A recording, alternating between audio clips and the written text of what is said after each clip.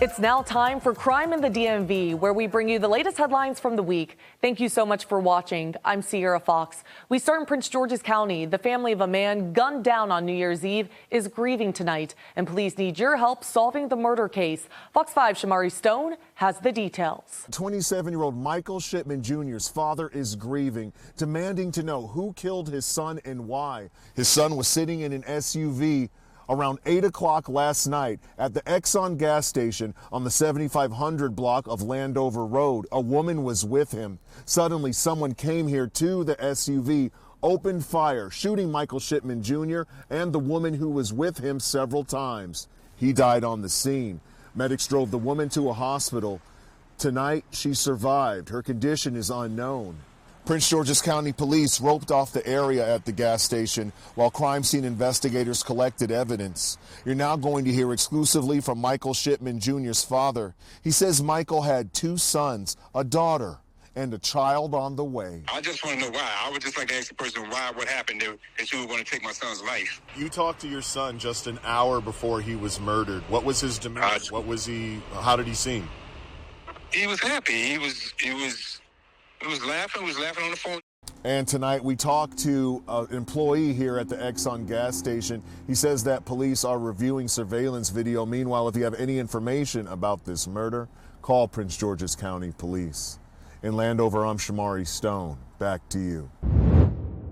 Now to D.C., where a mother is pleading for answers nearly a year after her son was shot and killed during an attempted robbery. Fox 5's Bob Barnard explains.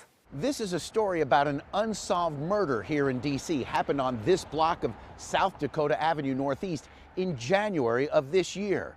And it's about a mother's never-ending grief. Every day moving forward is going to be a struggle for me. This does not go away. This is not something that gets easier with time. Janet Rilbuto is reflecting on the murder of her 23-year-old son, Ryan, a graduate of St. Bonaventure University, doing a year of postgraduate service in D.C.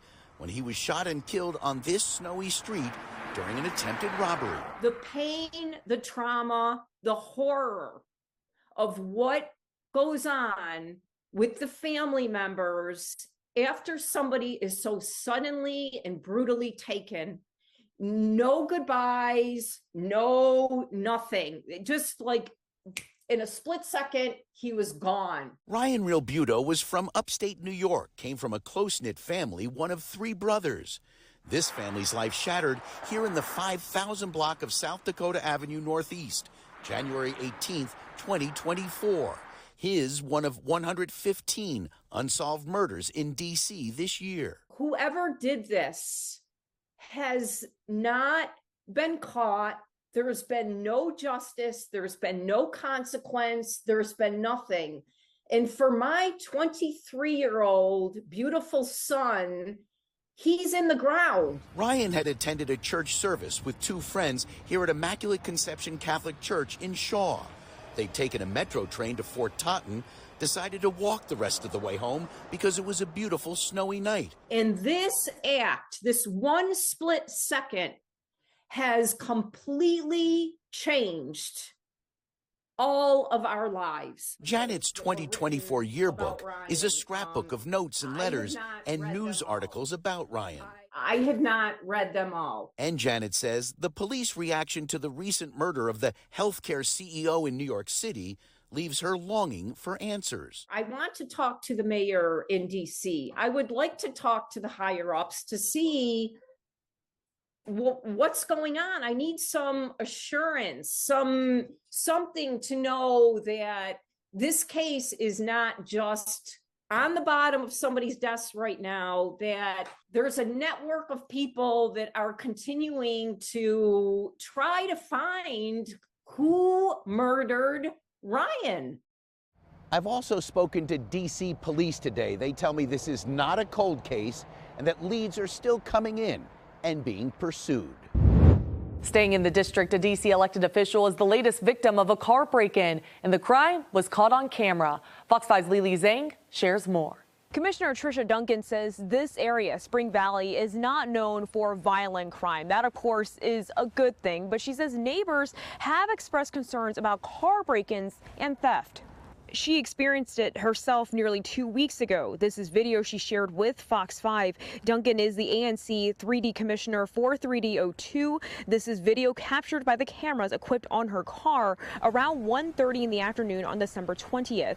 We confirmed with DC police today that a report has been filed for this incident. It happened on 49th and Van Ness in DC. Duncan says the person in the video got away with her purse. Now, she tells us she normally would never leave it unattended in her car, but in this case, she did not anticipate being gone for very long. She only left her car for about 90 seconds, she says, before someone smashed the window and got away. She shared the video online this past weekend in hopes that someone will recognize him. I was extremely frustrated at first with myself because this is the kind of theft that's the #1 theft in our neighborhood. We are extremely lucky not to have a lot of violent crime. We have had some carjackings, but they have significantly been reduced. But this is the biggest crime in our neighborhood. While Duncan says she has not coordinated this with police, she would like to set up some sort of cash reward for whoever can correctly identify this person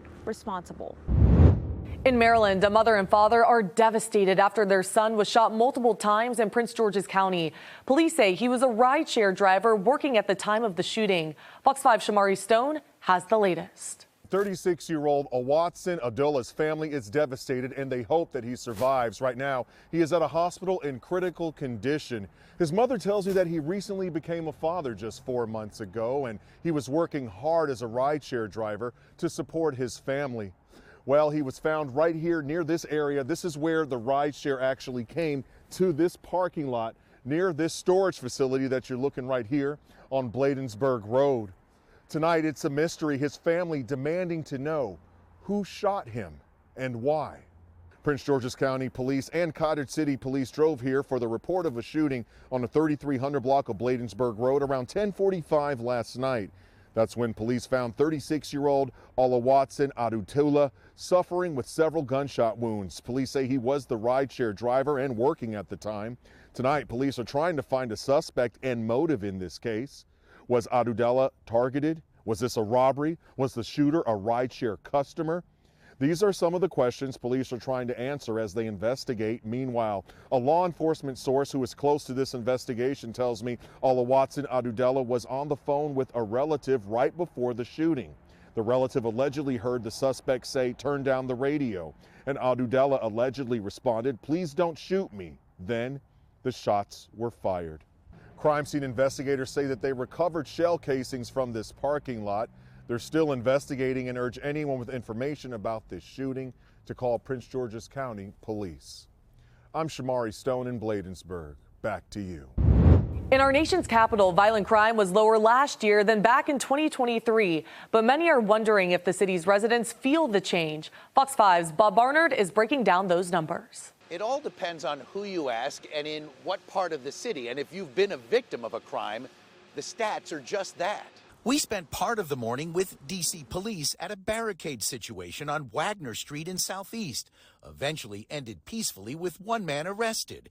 And while here, talked to people in this neighborhood about the city's crime rates, down across the board in the year that just ended. That's a good thing. That's a good thing. But I wish it would stop, period. I know it's never going to do that. I think it's going back to a good place, but it's not there yet.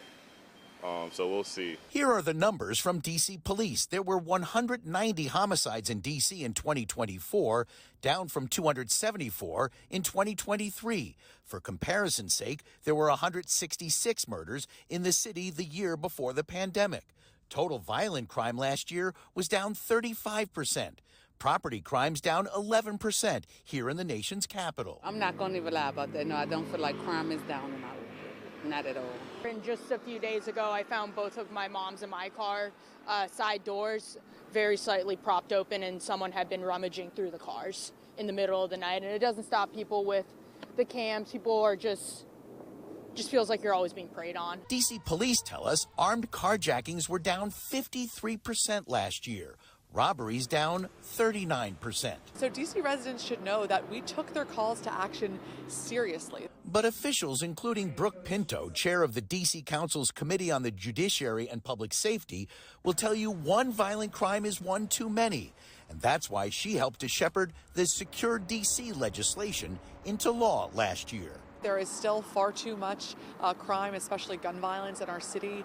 We are never going to accept a life lost to gun violence in DC. We're going to be really focused on doubling down on the efforts that we know are effective with our police, with our prosecutors, and with our community supports and violence prevention, as well as partnering with our schools and communities to keep everybody safe. But there is much more work to be done, and I'm excited for 2025 to continue that effort. Officials tell us the new law keeping those charged with gun crimes locked up pending trial is also helping to drive down the violent crime rate.